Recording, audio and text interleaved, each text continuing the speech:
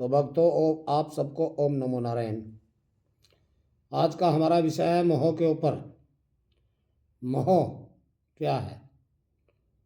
मोह एक ऐसा है कि इस संसार में जो भी कोई है, किसी ना किसी को किसी से मोह जरूर है।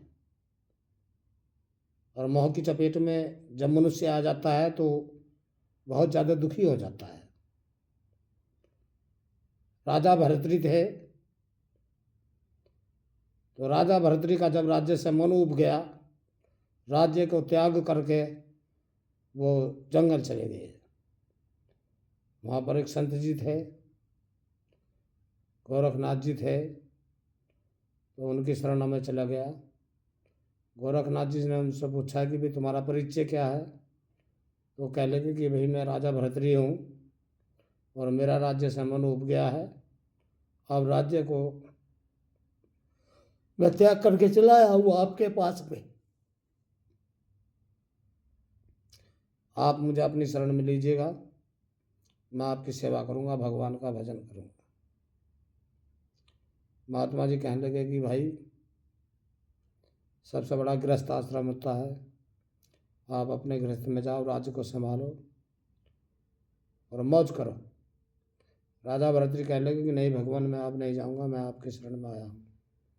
वो कहने लगे ठीक है भाई, हम तुम्हें संन्यास जीवन दे सकते हैं, लेकिन उससे पहले तुम्हें हमारी आज्ञा का पालन करना होगा।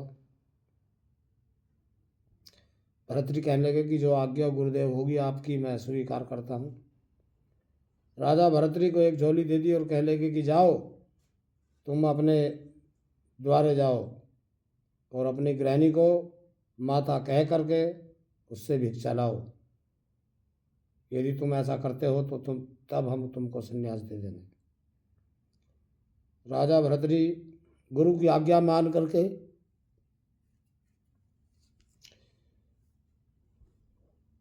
अपने द्वारे चला गया और जा करके अलग जगह दी, भिक्षाम देही भिक्षाम देही।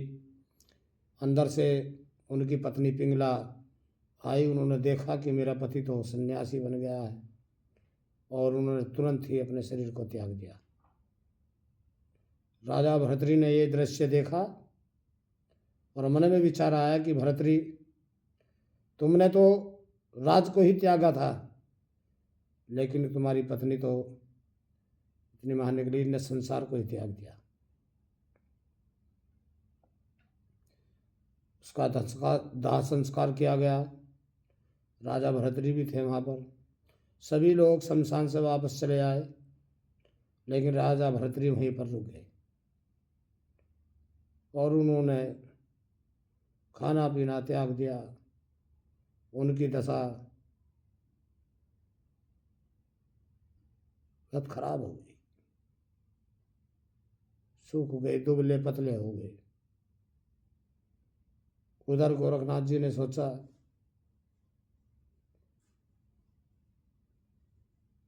भाई, उनको भेजा था हमने भरतरी को भिक्षा करने, आया नहीं।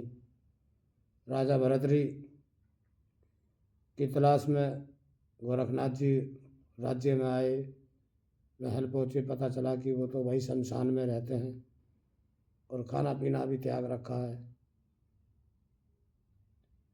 अच्छा, गोरखनाथ जी ने एक पात्र, मिट्टी का पात्र लिया और उसमें जल भरा और चले गए शमशान। जाकर के देखा तो पत्नी के वियोग में शुद्ध बुद्ध भूले बैठा है। तो महात्मा जी उनके पीछे गए और वो जलपात्र जो था उसको तोड़ दिया, जमीन में मार दिया तो टूट गया, और विलाप करने लगे, मेरा जलपात्र टूट गया है, अब मैं कैसे सोच जाऊंगा, कैसे मैं अपनी शुद्धि करूंगा, मैं काहे में जल रखूं। राजा भरतरी ने देखा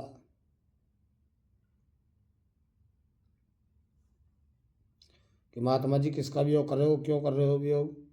कह लगे मेरा जलपात्र टूट गया, अब मैं कैसे करूँगा। राजा भरतरी कहने लगे कि मेरे राज्य में हजारों कुम्हार हैं और बहुत हजारों तरह के घड़े मिलेंगे, पात्र मिलेंगे बहुत अच्छे अच्छे, उनको ले लेना, वियोग मत करो। गोरखनाथ जी कहने लगे कि भाई तो महात्मा जी का भेष बदल करके गए थे, तो कहने लगे कि भाई मुझको तो यही जल पात्र चाहिए। राजा भरतरी कहने लगे कि भाई ये मिट्टी का पात्र है, एक बार टूट जाता है तो दोबारा नहीं जुड़ता है, और अच्छे अच्छे घड़े मिल जाएंगे आपको, पात्र मिल जाएगा, ले लेना, मत करो वियोग, मुझे तो यही चाहिए। राजा भरतरी कहने लगे कि महात्मा जी ये नहीं मिलेगा,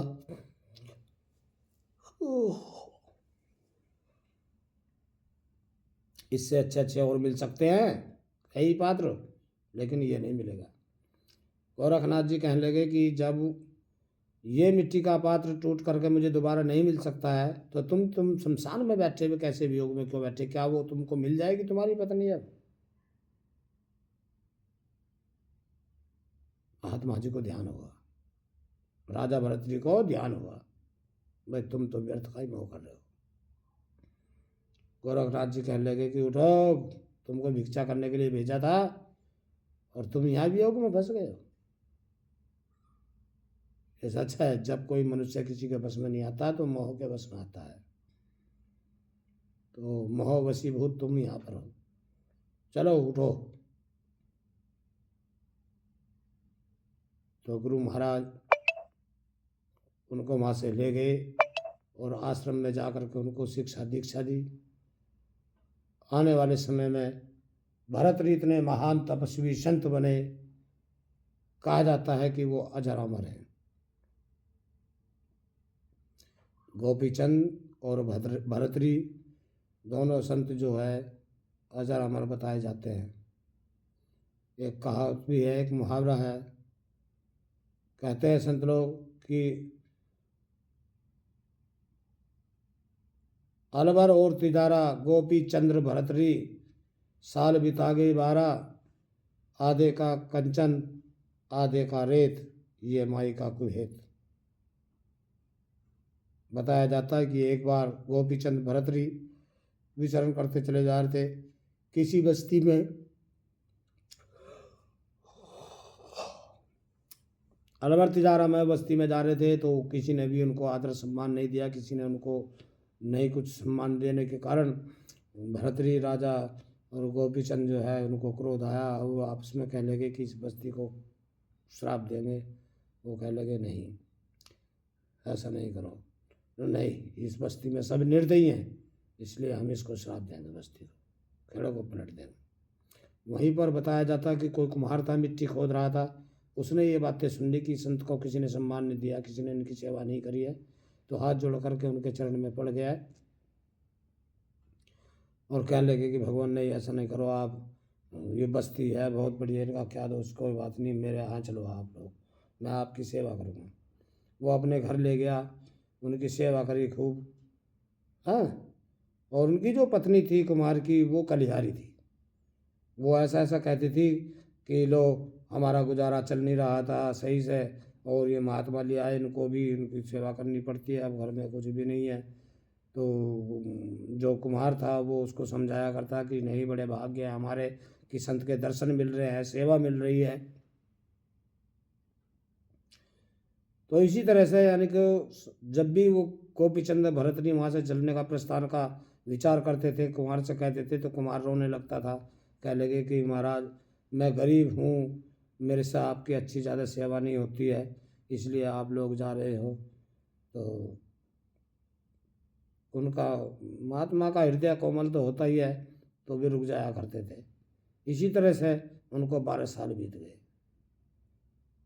गोपीचंद भरतरी कह लगे कि भाई 12 साल बीत गए हैं, यदि हम भजन नहीं करेंगे तो इनका भोजन जो खाया पिया है हम लोगों ने, इसको भी तो आशीर्वाद चाहिए, हमारे आशीर्वाद तभी फलीभूत होंगे जब हम कुछ भजन करेंगे, अब हमें यहाँ से चलना चाहिए। एक दिन सुबह सुबह प्रातःकाली अंधेरी, वे कहने लगे माता जी नवान, ठंड ठंड में हम चले जाएंगे, आप हमें आज्ञा दो। उसकी आज्ञा लेकर के चले गए। कुमार को पता चला बाबा जी नहीं है, यहाँ चले गए हैं। कुमारी से पूछा कहाँ गए, कह लगे वो तो आज्ञा लेकर के चले गए, न तुमने कुछ कह दिया होगा। वो कह लगे कि नहीं, हमने कहा कुछ भी नहीं। उन्होंने कहा हमें जाना ज़रूरी है। हमने उनको आज्ञा दे दी, जाओ भाई। तो चले गए। कुम्हार को बड़ा दुख हुआ। तो कुम्हार ने मिट्टी के बर्तन बनाए हुए थे, तो उनको आवे में धरना था, पकाना था उनको। अग्नि के बीच में धर के तो उन्होंने आवा लगाया, उसके अंदर वे बर्तन धर दिए। और जब वो जलाया तो जब वो पक गए, तो पकने के बाद में उन्होंने उस आवे को खोला तो देखा तो उसमें कुछ बर्तन टूटे फूटे झोझरे ऐसे निकलने लगे। कुम्हारी कहने लगी कि देख ले, 12 साल तक साधु की सेवा करी, हमारे तो जैसे पहले थे ऐसे भी ना निकलते, और ज़्यादा खराब हो गए बर्तन, हम कैसे करेंगे। कुम्हार कहने लगा कि नहीं, उनका क्या दोष है भाई, कर्म तो हमारे खराब हैं, हमारे नसीब में, हमारे भाग्य में ऐसे लिखा है, ऐसे ही हो रहा है। लेकिन बर्तन निकालते जा रहे थे वे, तो एकदम से सोने के बर्तन निकालने लगे, और उन पर लिखा हुआ था कि गोपी चंद भरतरी अलबर और तिजारा, साल बिता गई 12, आधे का कंचन आधे का रेत, ये माई का कुएत। तो जितने माई के बने हुए बर्तन थे हाथ के, वे सब टूटे फुटे झुझरे हो गए, और जितने भी कुम्हार के बने हुए हाथ के बर्तन थे वो सब अच्छे पक गए, बढ़िया, खरी कीमत से बिके। ऐसी कहानी प्रचलित है। आज भी कुछ लोग उनको ऐसा मानते हैं कि वे अजर अमर हैं। तो इसलिए मोह में आकर के मनुष्य फंस जाता है और अपनी सद्गति को भूल जाता है, वो अपने लक्ष्य को प्राप्त नहीं होता है। तो मनुष्य को ज़्यादा मोह नहीं करना चाहिए। मोह के कारण साकल्य मुनि महात्मा जी थे, वे पशु योनि को प्राप्त हो गए थे, हिरण बन गए थे। तो इसलिए ज़्यादा किसी को मोह नहीं करना चाहिए।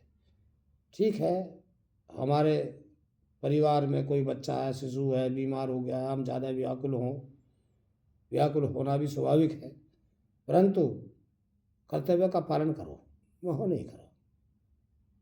मोह करना ठीक नहीं है, ये तो सबको ही पता है, एक दिन तो जाना ही है, आना ही है, और ये भगवान की खेती है, वो कच्ची काटे पक्की काटे, इसमें हमारा कुछ जोर नहीं चल सकता है।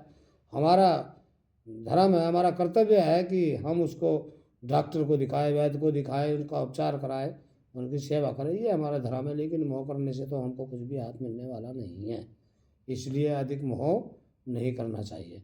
ओम नमो नारायण।